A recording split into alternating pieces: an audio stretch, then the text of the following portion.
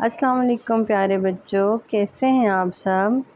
آئیے میں آپ لوگوں کو ایک کہانی سناتی ہوں۔ کہانی ہے ایک چھوٹی سی بچی کی جو اپنی امی جان کے ساتھ ایک گھر میں رہتی تھی۔ چلیے تو سٹارٹ کرتے ہیں۔ اس کا نام ہے اقرا۔ اقرا نے امی سے کہا، امی میرے موزے کہاں ہیں؟ پلیز آپ مجھے ڈھونڈ دیں۔ اقرا کی امی نے کہا، آپ سے کتنی بار کہا ہے کہ اپنی چیزیں آپ جگہ پہ رکھا کریں، لیکن آپ کو بات سمجھ ہی نہیں آتی۔ آپ ہر دفعہ اپنی چیزیں ادھر ادھر پھینک دیتی ہیں۔ یہ تو اچھے بچے ایسے نہیں کرتے۔ امی جان، اچھا نہیں کروں گی، ابھی تو ڈھونڈ دیں، مجھے اسکول جانا ہے، مجھے اسکول سے دیر ہو رہی ہے۔ یہ دیکھیں، آپ کے موزے صوفے کے نیچے تھے اور آپ پریشان ہو رہی تھیں۔ امی نے اقرا کو موزے دیتے ہوئے کہا، اپنی یہ عادت ختم کریں، جو اچھے بچے ہیں وہ اس طرح کی عادات نہیں رکھتے۔ اب اقرا اسکول چلی گئی اور کلاس میں تیسرا پیریڈ چل رہا تھا اور ان کی ٹیچر لیکچر دے رہی تھی کہ کلاس میں پرنسپل صاحب آئے۔ سب بچوں نے ادب سے سلام کیا اور پرنسپل نے انہیں بیٹھنے کا اشارہ کیا۔ پرنسپل نے کہا، بچوں آپ سب کے لیے ایک خوشخبری ہے۔ ہفتے کو آپ سب کو اسکول کی انتظامیہ کی طرف سے پکنک پر لے جایا جا رہا ہے۔ جو بچے جانا چاہتے ہیں وہ اپنا نام اپنی اساتذہ کے پاس لکھوائیں، اور بچوں آپ سب کو صاف ستھرے ہو کر یونیفارم میں آنا ہے۔ وہاں پر بڑے بڑے لوگ آئیں گے۔ پرنسپل کے جاتے ہی بچے خوشی سے ایک دوسرے سے پوچھنے لگے، کون کون آئے گا؟ اقرا نے اپنی سہیلی سے پوچھا، کیا آپ بھی جائیں گی پکنک پہ؟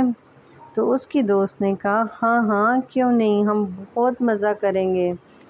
اقرا کو بھی اپنی امی سے اجازت لینی تھی اور اقرا نے اپنی امی سے اجازت لی تو اس کی امی نے بھی اسے اجازت دے دی، اس لیے وہ بہت خوش تھی۔ اس سے بس ہفتے کے دن کا انتظار تھا۔ آخر ہفتے کا دن آ ہی گیا۔ اقرا صبح جلدی جلدی اٹھی اور تیار ہونے لگی۔ اس نے یونیفارم اٹھانے کے لیے ہاتھ بڑھایا تو وہاں پر یونیفارم تھا ہی نہیں۔ وہ بہت پریشان ہو گئی اور اسے یاد آیا کہ اس نے کل یونیفارم اتار کر یہاں پر لٹکایا ہی نہیں تھا۔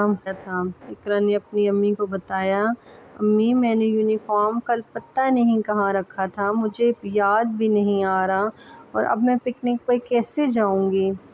اقرا کی امی نے کہا، میں آپ سے ہمیشہ کہتی تھی کہ ہر چیز کو اس کی جگہ پر رکھا کریں، لیکن آپ نے کبھی میری بات ٹھیک طرح سے سنی ہی نہیں۔ آپ کو کسی چیز کی قدر ہی نہیں ہے۔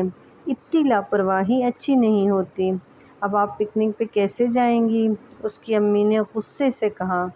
اب اقرا کو اپنے کیے پر پچھتاوا ہو رہا تھا اور وہ سر جھکائے کھڑی تھی اور شرمندگی اور ندامت کے آنسو اس کے چہرے پر روان تھے۔